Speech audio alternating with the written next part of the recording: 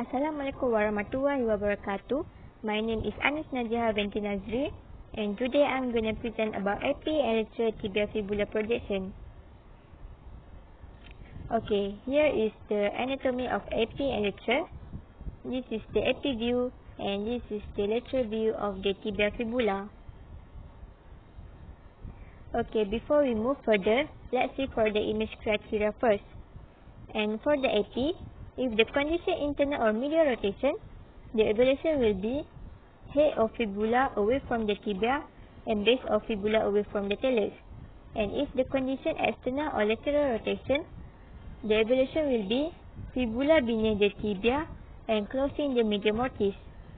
And next for the lateral, if the condition external or lateral rotation, which means patella close to IR and he is elevated, the evaluation will be distal fibula situated too far posterior on the tibia and fibula head free of the tibia superimposition. And the last one, if the condition internal or medial rotation, which means patella away from the IR and forefoot elevated, the evaluation will be distal fibula situated too far anterior on the tibia and also fibula head and neck superimpose the tibia. Okay, now we move for the placement method. And for the projection AP, this is a radiograph of a AP projection of the tibia fibula. This is because medial and lateral epicondyles of femur are seen. As you can see, this is the medial epicondyle and this is the lateral epicondyle of femur. Both are in profile. Number 2, because medial malleolus and lateral malleolus are not superimposed each other. This is the medial malleolus and this is the lateral malleolus.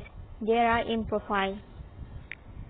Okay, for the lateral, this is a radiograph of a lateral projection of the tibia fibula. I said so because number 1, mixture of tibia and fibula are not superimposed each other, which means in profile. And number 2, because distal fibula is superimposed by the posterior half of the distal tibia. Okay, now we move for the positioning. For AP, the positioning for this projection is incorrect. This is because distal tibia and talus partially superimpose the distal fibula. Okay, here, this is the talus, this is the distal tibia and this is the distal fibula. They are partially superimposed the distal fibula. And number 2, because head of fibula away from the tibia. Okay, here, which means there are internal or medial rotation occurs. And my suggestion is, to improve this, we must adjust patient pelvis, knee and also lay into true AP with no rotation and also dorsiflat foot to 90 degrees to lay if possible. Okay, next, let's move for the lateral. The position for this projection is also incorrect. This is because, as you can see, the yellow one that I highlighted, lateral and medial epicondyles are not well superimposed on each other, which means medial condyle projected superior and anterior on the lateral condyle. And number 2, because fibula head and neck superimpose the tibia, which means there are internal or medial rotation occurs. And my suggestion is, to improve this, we must ensure plane of patella should be perpendicular to IR and it means leg is in true lateral. Okay, now let's move for the alignment. For AP, SSU and cassette is cannot be determined. This is due to no collimation on all four borders of the film. And alignment patient and cassette is correct. This is because the distance between the central structure to the edges of the film on the left and right level is equal and also at the superior and inferior level is equal. And the last one, SSU and patient is cannot be determined. This is due to no collimation on all four borders of the film. The centering point for this projection or for the radiograph is cannot be determined, but the standard centering point for this projection is directed to mixture of tibia and fibula, supposedly here. Okay, next, for the alignment lateral, Extract and cassette cannot be determined. This is because no evidence of collimation on all four borders of the film. As you can see on the radiograph, there is also at the left and right, but not at the superior and inferior level. And for the patient and cassette, this is incorrect. This is because the distance between the central structure to the edges of the film on the left and right is not equal. And the last one, alignment between X-ray tube and patient cannot be determined. This is due to no collimation on all four borders of the film. The centering point for this radiograph cannot be determined, but the standard centering point for this projection is also same at the directed to mixture of tibia fibula. Okay, now we move for the collimation. Let's see for the AP first. For the collimation AP, at the superior border, structure that should be included are medial and lateral epicondyles of the femur. Or you can see here, this is medial epicondyle and this is the lateral epicondyle of the femur. We also can include the femoral tibia joint. And number 2, at the both lateral borders, structure that should be included are the mixture of the tibia and fibula and also surrounding soft tissue. And the last one, at the inferior border, structures that should be included are the medial and the lateral malleolus. And also we can include the tibial joint. And there is no radiation protection apparatus seen on the radiograph. For the collimation lateral, also same with the AP, at the superior border, supposedly structure that should be included are medial and lateral epicondyle or femoral tibia joint. At both lateral borders, structure that should be included are the mixture of tibia fibula and also surrounding soft tissue. And the last one, at the inferior border, structure that should be included are the medial and lateral malleolus or tibial joint. And there is no radiation protection apparatus seen on the radiograph. Okay, now we move for the exposure factors.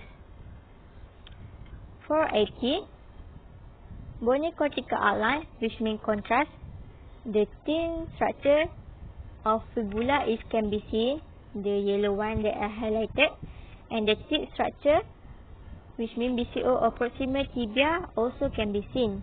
Both can be seen, and my assumption is adequate, and therefore no need changes for the KVP. And for the bony trabecular pattern, which means density, the thin structure, which means BTP of fibula, okay, here, can be seen, and also thick structure, BTP of proximal tibia, can be seen. And therefore my assumption is adequate and no need changes for the MAS. Okay, next for the lateral. Bony cortical outline, which means contrast for the lateral, also same, which means thin structure of fibula can be seen, and also thick structure, proximal tibia can be seen. My assumption is adequate and no need changes for the KVP.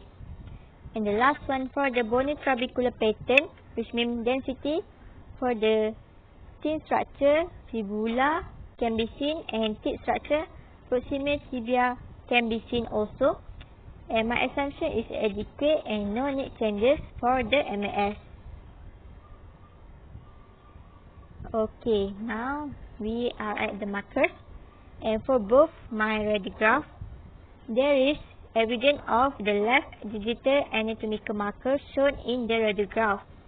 Correct annotation of the marker, and the marker placed appropriately and not superimpose any region of the interest. Okay, this is the marker and it is not superimposed with the region of the interest. But my suggestion is the appropriate marker that must be used is plumber marker instead of digital marker. This is because the digital marker can be manipulated and deception can be happen. Also for both my AP and lateral radiograph for aesthetic, the best film size that must be used is 35 x 43 cm, which is appropriate and sufficient to demonstrate all structures of the interest, also for the lecture. And there is no of artifact on the radiograph. Okay, for both my AP and lateral radiograph, for the name, the patient name and ID, date of examination, and place of examination are not shown on the radiograph. And my suggestion is, the patient name and ID, date of examination, and place of examination must placed or shown below at the right or left on the radiograph. Okay, now for the conclusion, for both my radiograph, which means AP and lateral tibia fibula, are not acceptable. This is because due to no plumbar marker, patient names and ID, date of examination, and also place of examination shown on the radiograph, and also the incorrect positioning for both radiographs, which means there are evidence of rotation occurs. Okay, this is the references that I used to prepare my slide. If you want to know more about AP and lateral tibia fibula, you can figure out the references. Okay, that's all from me. Thank you for watching and listening.